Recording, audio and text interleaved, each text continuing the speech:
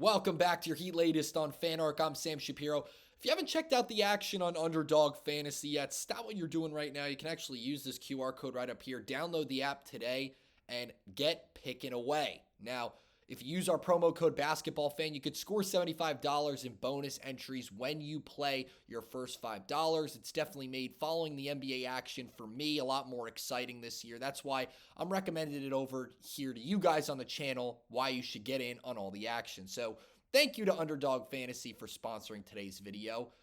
Injuries continuing to ridicule this Miami Heat lineup.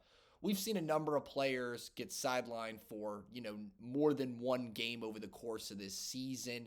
And when you look at, obviously Tyler Hero, and Norman Powell, Nikola Jovic, Pelle Larsson, I think even at sometimes Davion Mitchell, a number of Heat players getting sidelined over the course of this season have definitely thrown some curveballs at the Heat. I believe they've had more than a dozen different configurations of their starting five over the course of this season. So I commend Miami's ability to adapt, especially with a lot of their main cast members not being available night in and night out. Some more so than others. Obviously, we've talked about Tyler Hero on the channel here all season long, but I want to start this episode by talking more about Nikola Jovic because he is already sidelined for tonight's matchup against the Brooklyn Nets due to lower back injury management. And unfortunately, doesn't seem like this is going to be something that is going to completely go away by the end of this regular season. Jovic missing his fifth consecutive game due to this back injury over the course of this weekend. And he pretty much told the Miami Herald that it's not really going anywhere. He said, quote, "My back doesn't feel good. The scan shows I've got some inflammation and one of my nerves doesn't look great right now. The way that my back is structured, I just have to manage the way I prepare for stuff and the way I get ready for games, practice, and everything. I have to make sure it's always ready for any kind of intensity I put it under."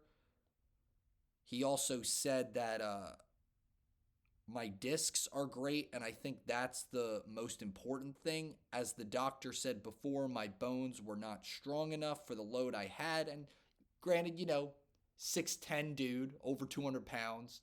Pretty big dude. It's a pretty big load he's carrying there. But he also continued by saying, "I guess I was really young before to have all that load. Right now, my back is kind of firing up, and I've got some inflammation in a few parts. That's what's bothering me." So, I mean, this is kind of this is a bit concerning considering one, Jovic is 22 years old. So he's a young player dealing with a back injury. Two, Miami just signed him to a 4-year, $62+ million contract extension and just came out this past season averaging 7.5 points per game, shooting 37% from the field, 27% from three, 3 rebounds. I mean, and this is all following an offseason where Miami refused to sign a veteran front court player to complement Bam Adebayo and Kel'el Ware in the front court. No, instead they just re-signed Jovic, added a guy like Vlad Golden, and called it a day. So, do I feel bad for the Miami Heat organization? No. But if they knew that these nagging back injuries with Jovic were going to be a concern, then why would you not even more so go out and look for a player to add in the front court and instead give this guy who we don't know what his health is going to look like over the longevity of this contract extension. Considering we don't know what that's going to look like, it's kind of crazy that he just got paid $60+ million to make over the next 4 years. I mean, he's going to be making $15-16 million roughly each season for the next 4 seasons. And the fact that this lower back injury is continuing to nag Jovic. There's, I believe, about 21 games left in the regular season.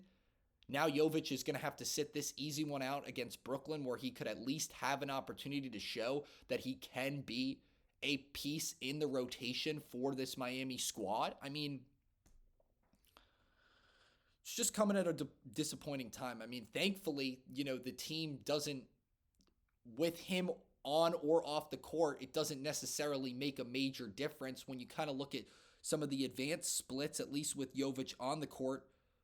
The offensive rating isn't significantly, well, actually, really both ratings aren't significantly different. The defensive rating when he's on the court is 110 versus 113 when he's not playing, or when he's on the court, it's 110 for his defensive and offensive rating. When he's off the court, Miami's offensive rating is 115.9 and their defensive rating 113.5.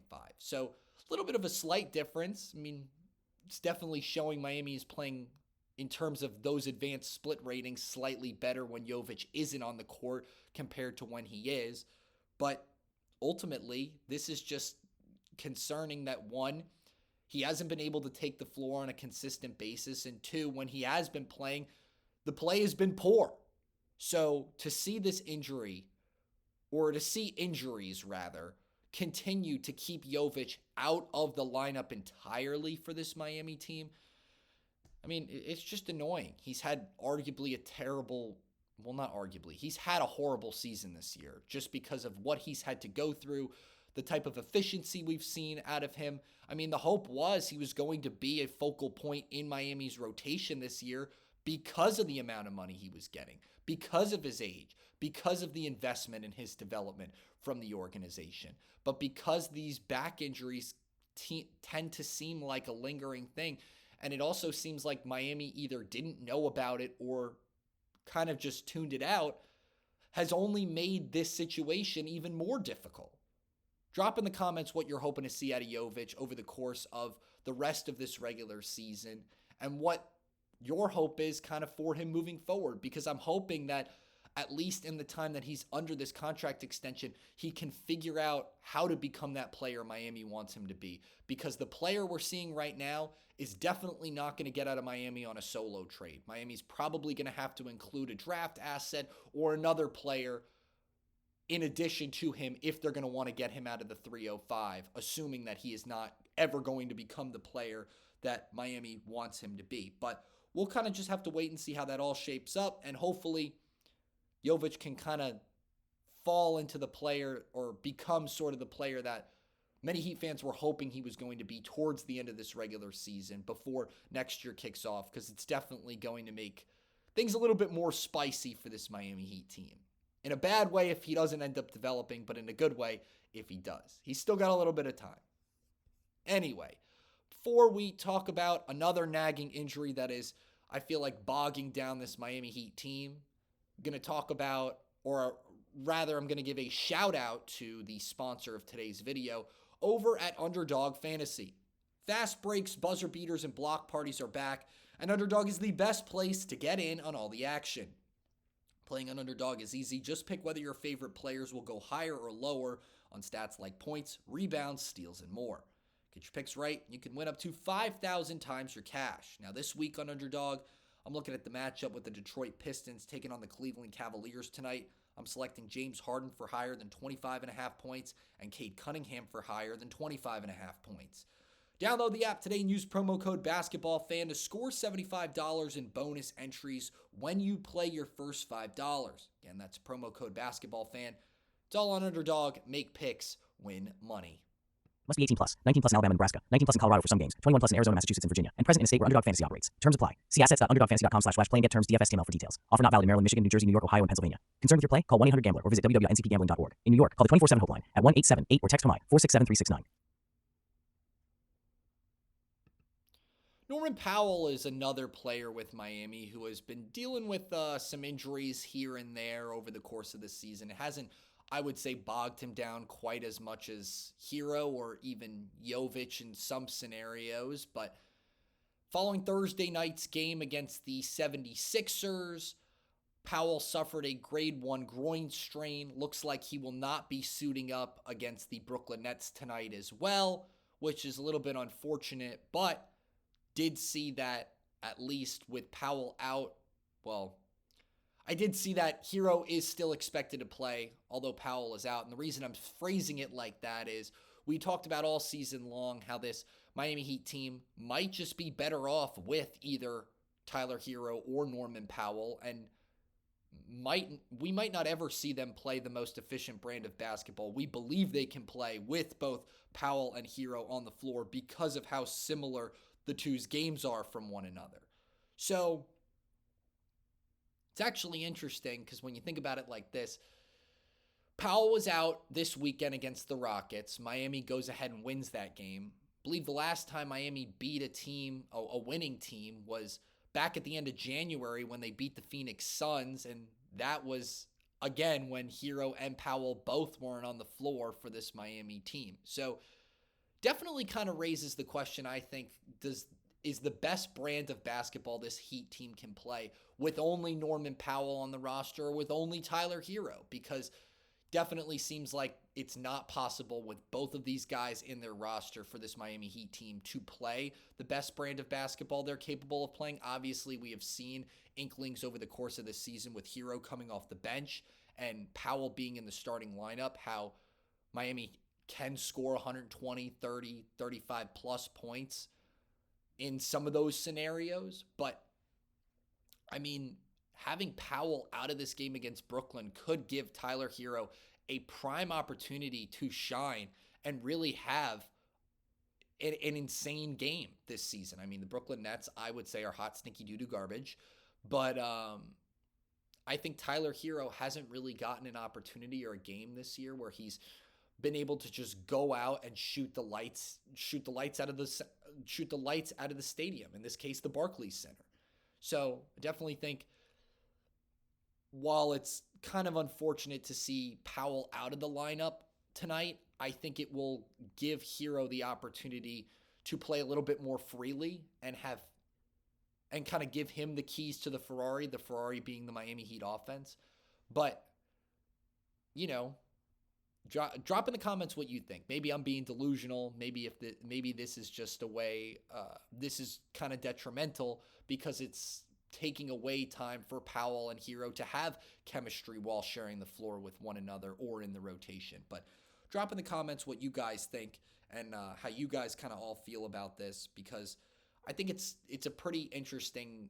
I didn't think we would at least be debating it at this point in the season.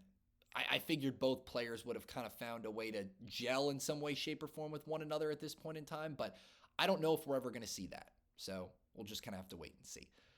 Lastly, talking about these injuries and how they can, well, I don't want to say injuries ever benefit a team in any way, shape, or form, but it's definitely shown how it's clear that this Heat team is not the same with Bam Adebayo. Obviously, with Jovic being out and with Powell being out, it's forced players like Bam Adebayo to really have to step up in being the leader of this team. And we've, kind of seen over the course of this year that it really shows that, when certain players are out, the impact it kind of has on the team. Obviously, with Jovic out, not a major difference as I kind of broke down those splits. But when Adebayo is out, it is exponentially, there is a major, major difference. Anthony Chang in the Miami Herald kind of talking about the damage this Heat team suffers when Adebayo is one of those players that isn't on the floor. And he missed a couple games this year as well. But Chang reporting that over the last 15 games, the Heat had outscored opponents by 14.1 points per 100 possessions with Bam Adebayo on the court. Now, without Bam on the court, opponents have outscored the Heat by, I believe, 9 points? 8.6 points, excuse me. The Heat have been outscored without Bam on the floor by 8.6 points per 100 possessions. So that's a 22.7 point swing right there, comparing when Bam is on the floor compared to when he's not.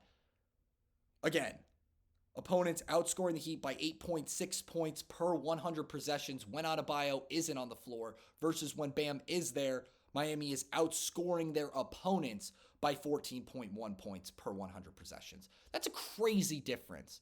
And when you're factoring injuries into the mix and the type of how that kind of changes Adebayo's workload on a given night, I mean, it definitely explains why maybe some of the play we had seen in the middle part of this season kind of wavered in consistency, because sometimes it's hard to keep up a high level of play on a consistent front when you don't have your main cast members available night in and night out. So I don't know. If this report doesn't suggest that this team is not the same with Bam Adebayo, I don't know what will. Drop in the comments what you guys think, because I definitely, before reading these stats, would have said the Heat are not the same team without their captain in Bam Adebayo. That's going to do it for this Tuesday's episode of your Heat Latest on FanArc. Don't forget to drop a like on this video, and if you haven't already, click that subscribe button. We've got great daily content you don't want to miss, all right here, Monday through Friday. Thanks again so much for joining us. I'm Sam Shapiro. Have a great day.